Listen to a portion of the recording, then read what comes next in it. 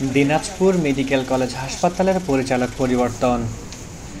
আজকে 13ই ফেব্রুয়ারি নতুনভাবে জয়েন করল doctor Fazlur Rahman Dinajpur medical college হাসপাতাল ভারপ্রাপ্ত পরিচালক হিসেবে।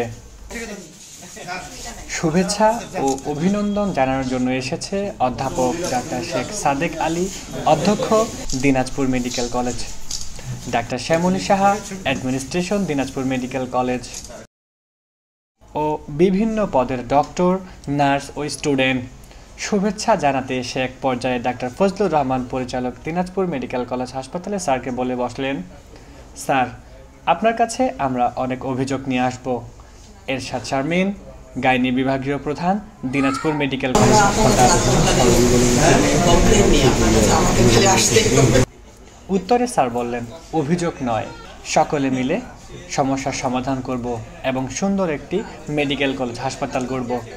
নতুন পরিচালকের কাছে সুন্দর একটি মেডিকেল কলেজ হাসপাতাল আশা করছি বলে doctor Shyamali Shah, administration Dinajpur medical college. এর আগে ডাক্তার ফজলুর রহমান 250 বিশিষ্ট জেনারেল হাসপাতাল দিনাজপুরের উপপরিচালকের দায়িত্ব পালন করেছিলেন।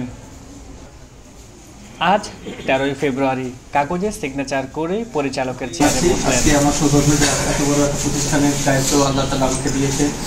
আমি সবার কাছে দোয়া চাই, সহযোগিতা চাই, যেন আমার উপরে অর্পিত দায়িত্বটা আমি যথাযথভাবে পালন করতে পারি। এবং অবশ্যই আমরা সবাই মিলে এই প্রতিষ্ঠানের যত নেগেটিভ ইস্যু আছে সেই ইস্যুগুলোকে ধরে ধরে যদি আমরা মানুষের প্রত্যাশা অনুযায়ী আমরা এইটাকে কাজ করতে পারি এবং এটাকে যথাযথ একটা মর্যাদায় প্রতিষ্ঠিত করতে পারি। এবং আপনারা সবাই দোয়া করবেন এবং সবাই সহযোগিতা করবেন যেন সততার সাথে, নিষ্ঠার সাথে এবং সম্মানের সাথে সবগুলো কাজকে আমরা এগিয়ে নিতে পারি। ছেলে তোমার কানে যেগুলো যায় আমার কানেও যায়। আমরা মনে করলেই যে 6 মাসের মধ্যে এই মেডিকেল কলেজ সম্ভব মানে বিশ্বমানের করতে পারবো তা না। আমাদের যে চেষ্টাটা থেকে, যে চেষ্টাটা আমি বোঝাতে চাইলাম, এখানকার অফিসার হিসাবে সব থেকে বড় ডিসি র্যাঙ্কের উপরে র্যাঙ্কে আমরা চাকরি করি। আমাদেরকে কেউ ওই রকম লোক কথা বলবে এটা আমরা চাই না। একটা নতুন প্রতিষ্ঠান, আমার ঠিক নতুন না, কারণ এই হাসপাতালে আমি আগেও কাজ করেছি। আর এটা দিনাজপুরের প্রতিষ্ঠান, আর আমি দিনাজপুরের মানুষ। দিনাজপুর শহরে আমি 2002 সাল থেকে আছি। কাজে দিনাজপুর শহরের প্রতিটা মানুষ বা দিনাজপুর জেলার প্রতিটা মানুষই আমার নিজের, আমি মনে করি। কাজে হাসপাতালটা কে আমি অনেক আগে থেকে অন করতাম।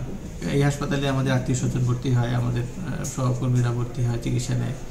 তো এই হাসপাতালটাতে এখানে প্রচুর মানুষ, অনেক ছোট জায়গা, কিন্তু 500 বেডের, রোগীর সংখ্যা অনেক বেশি, মানুষের চাহিদাও অনেক বেশি, অনেক ল্যাকিংস। আমাদের গরিব দেশ, এখানে চেষ্টা করব যাতে আমাদের লিমিটেড রিসোর্স দিয়ে যতটুকু ভালো করা যায়। এখানে আমার সহকর্মীরা আছে, তাদের সবাইকে নিয়ে আমরা কাজ করব। আর বিশেষ করে আপনারা যারা জার্নালিস্ট আছেন তাদের কাছ থেকে আমরা গঠনমূলক সমালোচনা আশা করি। আপনারা সমালোচনা নয়, আমাদেরকে দেখিয়ে দেবে যে কোথায় আমাদের ঘাটতি আছে, আমরা কোথায় কাজ করতে পারি।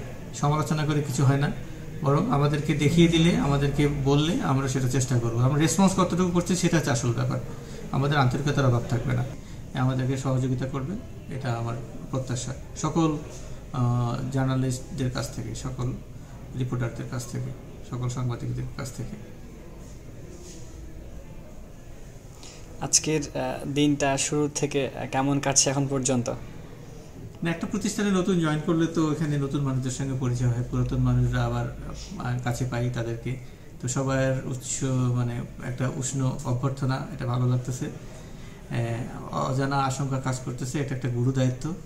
এই গুরু দায়িত্ব পালন করা আমি আসলে একটু চাপের মধ্যে আছি। আল্লাহ তাআলার জন্য আমাকে সহজ করে দেয়, এটা আমি সবার কাছ থেকে এই দোয়াটা চাচ্ছি।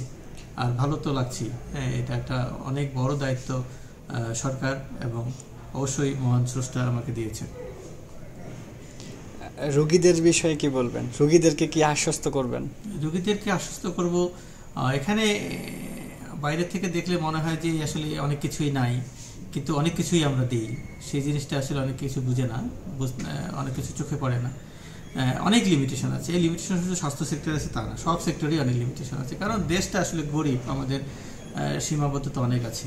তো আমরা চেষ্টা করবো, আমাদের চেষ্টার ঘাটতি থাকবে না। আমাদের কনসালটেন্টরা দেখেন, রোগী দেখতেছে, দেখেই যাচ্ছে, প্রচুর চাপ।